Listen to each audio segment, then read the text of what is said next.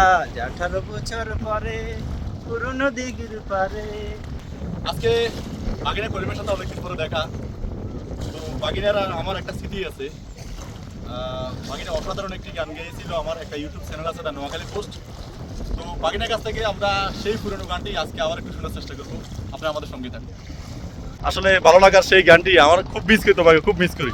আসলে আমি তো অনেকদিন ধরে কোনো গান গাই না, কারণ যখন আপনার সাথে ছিলাম তখন মাঝে মধ্যে একটু গাওয়ার চেষ্টা করতাম আর কি।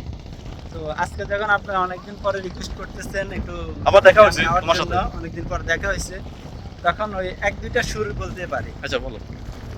আজ 18 বছর পরে পুরনো দিঘির পারে একা একা বসেছি যখন, দেখি কৃষ্ণচূড়া গাছে নাম দুটো লেখা আছে, দেখেছিলাম তুমি আর আমি,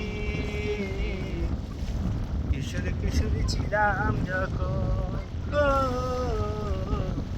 কিশোরী ছিলাম যখন, তুমি জলের বুকে পাথর ছুঁড়ে বসে বসে বলতে, আমার আসতে একটু দেরি হলে হাজার প্রশ্ন তুলতে, আজ সময়ের ব্যবধানে দুইজন দুইখানে বসেছিলাম তুমি আর আমি